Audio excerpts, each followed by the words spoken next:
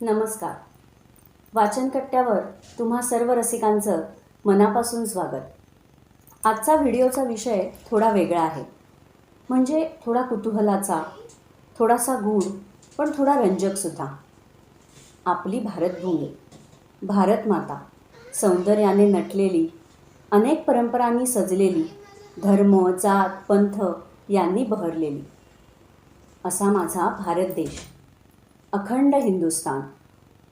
भारताचा इतिहास, भूगोल, भाषा, चालीरीती, परंपरा, सण, उत्सव सगळंच अभ्यासपूर्ण, विचारांती चालत आलेल्या अनेक गोष्टी, काही बाबतीत अचंबित करणाऱ्या, अभिमानास्पद, कौतुकास्पद आणि आश्चर्यकारकसुद्धा. मला असं वाटतं की ह्या सगळ्या ज्ञानभांडाराबद्दल किंवा ह्या ज्ञानभांडाराबाबत आपण अनभिज्ञ आहोत. जुने जाणते, इतिहासकार, शास्त्रज्ञ, विद्यार्थी, समाजातील प्रत्येक घटक या विषयाची अभ्यास म्हणून, कुतूहल म्हणून, कर्तव्य म्हणून आजही माहिती करून घेण्याचा प्रयत्न करतायत. भारत देशाच्या विविधतेच्या सागरातले हे मोती वेचणं खूपच कठीण काम आहे, नाही का? परंतु या अशाच उत्सुकतेतून म्हणा, अभ्यासातून म्हणा, आज आपण एका वेगळ्या विषयावर बोलणार आहोत. आजचा विषय आहे अनुपमेय निसर्ग सौंदर्य लाभलेला काश्मीर प्रांत, त्याचा इतिहास आणि त्यामधला लखलखणारा पराक्रमी राजा ललितादित्य मुक्तपीड. आज या विषयाची माहिती करण्यासाठी, माहिती जाणून घेण्यासाठी आपल्या वाचनकट्ट्यावर आली आहे सौ विनीता हिरेमठ. नमस्कार विनीता. नमस्कार दीप्ती. वाचनकट्ट्यावर मी तुझं स्वागत करते. धन्यवाद दीप्ती. रसिक हो, या विषयाची माहिती जाणून घेण्यापूर्वी मी विनीताची ओळख करून देते. विनीताने MA जिओग्राफी आणि MA इंडिओलॉजी केले.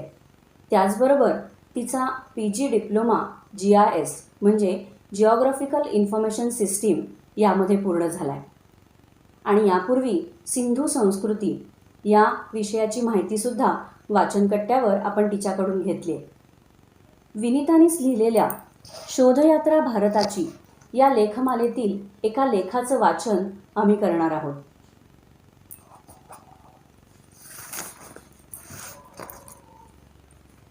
अनुपमेय निसर्ग सौंदर्याचा वरदहस्त असणारा काश्मीर प्रांत आजही भारताचा मुकुटमणी आहे. गेल्या शतकापर्यंत काश्मीरचे हे अलौकिक सौंदर्य अनाग्रात होतं. ही अनाग्रात आणि विलक्षण भूमी ऋषी कश्यपांची निर्मिती मानली जाते. पुरातन काळात इथे एक अतिविशाल सरोवर होतं. या सरोवरातील पाणी बाजूला काढून ऋषी कश्यपांनी मनोरम काश्मीरची निर्मिती केली आणि काश्मीर आपल्या निसर्गदत्त आणि देवदत्त गुणांनी बहरलं. वागेश्वरी शारदा साक्षात काश्मीरपूरवासिनी. तिचे अतिशय प्राचीन असे शारदापीठ हे काश्मीरमधलंच. आज पाकव्याप्त काश्मीरमधील मुझफ्फराबादपासून सुमारे 140 किलोमीटर अंतरावर नीलम नदीच्या किनाऱ्यावर हे शारदापीठ. काश्मीरी पंडितांचे हे प्रमुख धर्मस्थळ आज दुर्लक्षित अवस्थेत कसं बसं तग धरून आहे. या शारदापीठास 5000 वर्षांचा इतिहास आहे असं म्हटलं जातं. विद्येचे प्राचीन केंद्र असणारे हे शारदापीठ पाणिनी आणि इतर व्याकरण तज्ज्ञांनी संशोधित केलेल्या ग्रंथांचे संग्रहालय होते. प्राचीन भारतातील सर्वात मोठे पुस्तकालय येथे होतं अशी मान्यता आहे. देवी शारदेच्या आशीर्वादाने पुनीत झालेला हा प्रांत प्राचीन काळी शारदा देश किंवा शारदा मंडल म्हणून ओळखला जाईल. अशा प्राचीन परंपरेची साक्ष देणारा काश्मीर प्रांत मात्र कायमच उपेक्षित राहिलाय. पण खरं तर काश्मीर प्रांत हा एकच प्रांत असा आहे की ज्याचा 5000 वर्षांचा सलग इतिहास उपलब्ध आहे. अगदी पुरातत्वीय संशोधनाचा आधार घेऊन देखील हा इतिहास आपल्या समोर येतो. श्रीनगरपासून 24 किलोमीटर अंतरावर असणाऱ्या बुरझाहोम इथे नवाश्मयुगीन काळातली म्हणजे साधारणपणे 5,000 वर्षांपूर्वीची जमिनीखालील घरे सापडतात.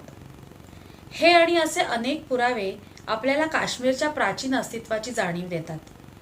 या जाणीवेच्या पाऊलखुणा आपल्याला कश्यप ऋषींच्या पुराणातील कथांमधून जशा दिसतात, तशाच त्या 12व्या शतकात कवी कल्हणाने रचलेल्या राजतरंगिणी या संस्कृत ग्रंथातील अनेक वंश आणि त्यांच्या सुरस आणि चमत्कारिक कथांमधून आपल्या समोर येतात.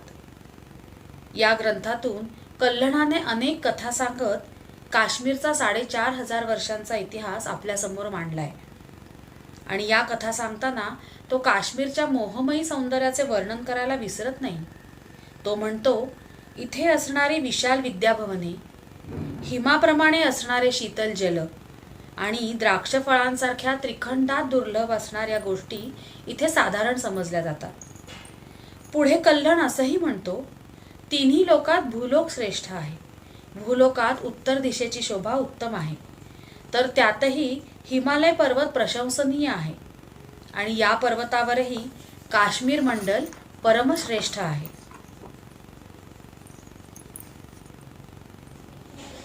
काश्मीरच्या समग्र इतिहासाला जिवंत करण्याचे अशक्यप्राय काम कवी कल्हणाने केले आहे. राजतरंगिणी अर्थात राजांची नदी, the river of the Kings, यात एकूण 8 तरंग आहेत. यातील प्रत्येक तरंगातून काश्मीरमधील राजवंश आणि त्यांचे पराक्रम सांगितले आहेत. महाभारत कालखंडापासून ते 12व्या शतकापर्यंत काश्मीरमधील राजवंश यामध्ये आहेत. या सर्व राज्यांच्या प्रभावळीमध्ये एक लखलखते रत्न आपल्या तेजपुंज प्रकाशाने काश्मीरची अस्फुट प्रकाशातील परंपरा उजळून टाकते. हे रत्न म्हणजे राजा प्रतापदित्य आणि राणी नरेंद्रप्रभा यांचा पराक्रमी पुत्र ललितादित्य मुक्तपीड. प्राचीन भारताचा इतिहास ललितादित्याच्या पराक्रम यशोगाथेशिवाय अपूर्ण आहे. त्याच्या असीम पराक्रमाचे हे पर्व आपल्या समोर उलगडायलाच हवे. काश्मीरमध्ये बौद्ध धर्माला सम्राट अशोकाच्या काळात मोठा आश्रय मिळाला आणि तो तिथे वाढला, बहरला. अशोकानंतर कुशाण राजा कनिष्कानेही बौद्ध धर्म काश्मीरमध्ये वाढवण्यास हातभार लावला. या काळात अनेक परदेशी विद्वान काश्मीरमध्ये येऊन बौद्ध धर्माचा अभ्यास करत आणि काश्मीरमधून हा धर्म आपल्या देशात घेऊन जात. पण भारताच्या इतर प्रांतांमध्ये मात्र बौद्ध धर्माची पिछेहाट सुरू झाली होती. या स्थित्यंतराच्या काळातही काश्मीरमध्ये बौद्ध धर्माला राजाश्रय होता आणि यामुळे काश्मीरमध्ये या काळात अनेक चैत्य आणि विहारांची निर्मिती झाली. काश्मीरचे सांस्कृतिक आणि धार्मिक वेगळेपण आपल्याला इथेही दिसून येतं. काश्मीरच्या भूमीवर प्राचीन वैदिक धर्म, बौद्ध धर्म आणि जैन धर्म आणि नंतरच्या काळात आलेला इस्लामी धर्म देखील एकत्र होते. म्हणून काश्मीर म्हणजे एक मेल्टिंग पॉट म्हणून ओळखले जाते. या धार्मिक समरसतेचे महत्त्व राज्यभार सांभाळणाऱ्या सम्राट ललितादित्याच्या कर्कोटक वंशातील राजांनाही होते. ललितादित्याने हा राज्यकारभार सांभाळायला सुरुवात केली तेव्हा काश्मीरमधील वातावरण धार्मिक सौहार्दाचं होतं आणि त्याबरोबरीनेच ऐश्वर्यही होतं. पण या काळात अरबांच्या आक्रमणाचं सावट होतंच. ललितादित्याने अरबांच्या पराभवासाठी दिग्विजयाची मोहीम आखली. त्याच्या कारकिर्दीच्या सुरुवातीच्या काळातच त्याने हे क्रूर आक्रमण परतवून लावले आणि ते सुद्धा यशस्वीपणे. या युद्धात त्याने कान्यकुब्ज प्रदेशाचा म्हणजेच कनौज, उत्तर प्रदेश येथील राजा यशोवर्मनची मदत घेतली आणि तोखरिस्तान म्हणजे आजचा तुर्कस्तान येथील अरबांचे वर्चस्व संपवून तोखरिस्तान स्वतंत्र केले आणि तिथल्या राजकन्येशी विवाह केला. तिथून परत येताना गिलगिट, बलुचिस्तान आजचा पाकव्याप्त काश्मीरचा प्रदेश त्याने जिंकून घेतले. या पश्चिमेकडच्या विजयानंतर त्याने प्राचीन रेशीम मार्गावर आपले नियंत्रण प्रस्थापित केले. या काळात तिबेटचे राज्य स्वतंत्र आणि सामर्थ्यशाली होते, पण तिबेटचे हे सामर्थ्य त्याच्या पराक्रमापुढे नमले. तिबेटचे राज्य काश्मीरमध्ये जोडले गेले.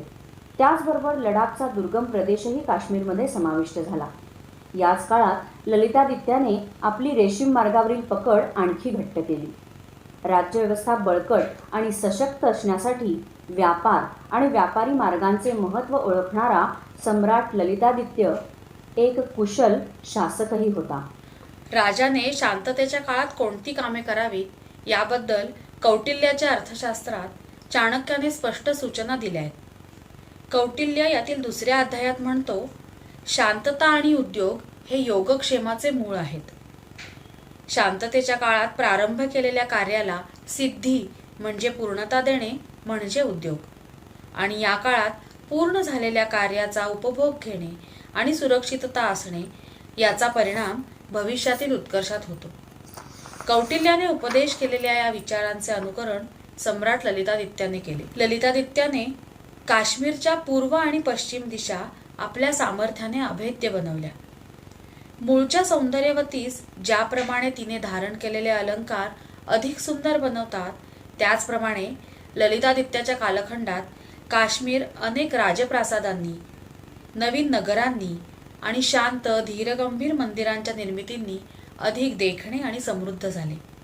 काश्मीरची राज्यव्यवस्था पुरेशी बलवान झाल्यानंतर ललितादित्याने पुढच्या दिग्विजयासाठी आपली सेना सज्ज केली. यावेळी राजाच्या दृष्टीपथात होता दक्षिण दिग्विजय. राजतरंगिणी या ग्रंथाच्या 4थ्या तरंगात कवी कल्याण म्हणतात, आजपर्यंत ज्या भूमीने सूर्यकिरण देखील पाहिले नव्हते, तेथेही राजा ललितादित्याची आज्ञा स्वच्छंद रूपाने विहार करते. राजा ललितादित्याच्या समर्थ आणि उत्कृष्ट राज्यव्यवस्थेचे हे अतिशय समर्पक वर्णन आहे. इसवी सन 726 ते 733 राजा ललितादित्य युद्धभूमीवर होता. या काळात त्याने झाबुल, काबूल, तोखरिस्तान, गिलगिट, लडाख या प्रदेशांना आपल्या राज्याला जोडले होते. राजाच्या या अतुल्य पराक्रमाने प्रजेचा आनंद गगनात मावेना. काश्मीरमधल्या प्रजेने ललितादित्याच्या या पराक्रम आणि सन्मानाप्रित्यर्थ एक उत्सव सुरू केला. हा उत्सव मुस्लिम आक्रमण होईपर्यंत सुरू होता. पूर्व आणि पश्चिम दिग्विजय प्राप्तीनंतर राजाने आपल्या राज्यात अनेक नवनिर्माणाची कामे सुरू केली. परिहासपूर नावाच्या नवीन राजधानीची निर्मिती केली. काश्मीरमधील सर्वात सुंदर अशा मार्तंड मंदिराची निर्मिती राजा ललितादित्याने केली. आता केवळ अवशेष रूप असणारे हे भव्य सूर्यमंदिर राजाने एका उंच पठारावर बांधले. असे म्हणतात की सूर्याच्या पहिल्या किरणाबरोबर राजा या मंदिरात येऊन दर्शन घेत असे आणि आपल्या दिनक्रमाची सुरुवात करीत असे. अतिशय सहिष्णू वृत्तीच्या राजा ललितादित्याने अनेक चैत्य आणि विहारांची निर्मिती केली. परिहास केशव, मुक्त केशव, गोवर्धन देव अशी अनेक मंदिरे राजाने बांधली. आपल्या पराक्रमाला ललितादित्याने लोकसेवेचे अधिष्ठान दिले.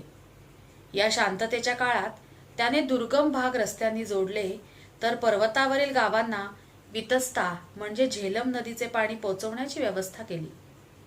तर मंदिरांमध्ये सहस्त्र भक्त देव म्हणजे रोज अन्नपात्रांचे दान सुरू केले.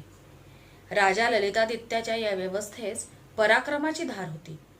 शांततेच्या या काळात त्याचे राज्य आणखी बळकट झाले आणि आपल्या असिधारेची झळाळी अधिक वाढवण्यासाठी राजाने दक्षिण दिग्विजयाची पताका उभारली. या दिग्विजयाची सुरुवात ललितादित्याने त्याला पश्चिमेकडील विजयामध्ये मोलाची मदत करणाऱ्या राजा यशोवर्मनच्या पराभवाने केली. कान्यकुब्ज म्हणजे कनौज उत्तर प्रदेशचा राजा असणारा यशोवर्मन तोखरिस्तानच्या युद्धात त्याच्या बरोबरीने लढला होता. पण तरीही ललितादित्याने यशोवर्मनशी युद्ध का केले असावे याबद्दल इतिहास मौन बाळगून आहे. या युद्धात ललितादित्याने हिमाचल प्रदेशापासून ते अंतर्वेद अर्थात गंगा यमुना खोरे या प्रदेशापर्यंत आपले वर्चस्व स्थापन केले. यानंतर ललितादित्याची घोडदौड सुरूच राहिली. त्याने कलिंग, ओरिसा यावर विजय मिळवला. यानंतर कर्नाटकवर आपली विजय पताका झळकवली. मलय पर्वत ओलांडून त्याचे अश्व तमिळनाडूपर्यंत पोचले. यानंतर सप्त कोकणातील प्रदेश ललितादित्याने आपल्या ताब्यात घेतला. स्वर्गाचे प्रवेशद्वार समजली जाणारी द्वारका नगरी ललितादित्याने अंकित केली. उज्जैन, ग्वाल्हेर हेही त्याच्या अधीन झाले. कल्याणाने सांगितल्याप्रमाणे मरुस्थळ म्हणजे राजपुताना देखील ललितादित्याने जिंकून घेतले. या दिग्विजयाच्या अनेक कथा कल्हण सांगतो. मात्र याचे पुरेसे पुरावे आजही अज्ञात आहेत. पण त्यामुळे सम्राट ललितादित्याचा पराक्रम मात्र झाकोळला जात नाही. दक्षिण दिग्विजय प्राप्त करून ललितादित्य काश्मीरमध्ये परतला. या दिग्विजयाआधी 1 कोटी सुवर्ण मुद्रा असणारा खजिना 11 कोटी सुवर्ण मुद्रांनी अधिक ऐश्वर्य संपन्न झाला.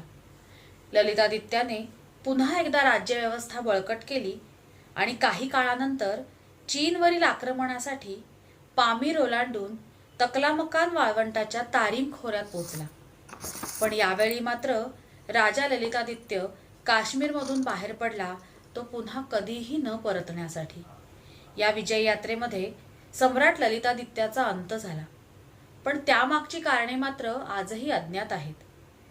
काही इतिहासकारांच्या मते एका हिमप्रपातात राजा ललितादित्य सैन्यासह नाहीसा झाला, तर काहींच्या मते त्याने अग्निप्रवेश केला, तर काहींच्या अभ्यासाप्रमाणे त्याच्या मृत्यूस भूकंप कारणीभूत ठरला. या सगळ्याचं वर्णन करताना कवी कल्हण आपल्या ग्रंथात म्हणतो, ज्याप्रमाणे सायंकाळी सूर्यास्त समयी कोणी म्हणतो सूर्य अस्त झाला, कोणी म्हणतो सूर्य समुद्रात बुडाला, कोणी म्हणतो सूर्याने अग्निप्रवेश केला, तर अनेक म्हणतात सूर्य लोकोत्तरास गेला.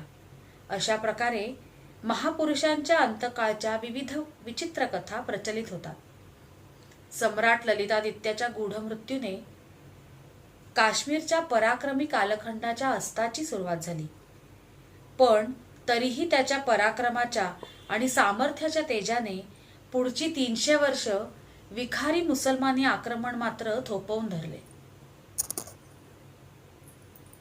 रसिक हो, शोधयात्रा भारताची यामधला काश्मीरचा इतिहास यामधला ललितादित्य मुक्तपीठ याविषयीची माहिती असणारा लेख याचं वाचन आम्ही आत्ताच केलं. हे ऐकल्यानंतर साहजिकच तुमच्या मनात अनेक प्रश्न, अनेक शंका उपस्थित झाल्या असतील. माझ्याही मनात भरपूर प्रश्नांनी गर्दी केली. विनिता, आम्हाला तुझ्याकडून या प्रश्नांविषयी किंवा ह्याच्याविषयी चर्चा करायची, माहितीही जाणून घ्यायची. नक्कीच दीप्ती, मलाही अशी चर्चा करायला खूप आवडेल. रसिक हो, या सर्व विषयावरील प्रश्न, चर्चा आपण जरूर ऐकणार आहोत, पण ह्या व्हिडिओच्या दुसऱ्या भागात. तर शोधयात्रेचा दुसरा भाग बघायला अजिबात विसरू नका. भारताच्या दुर्मिळ इतिहासाची माहिती करून घ्या. धन्यवाद. धन्यवाद.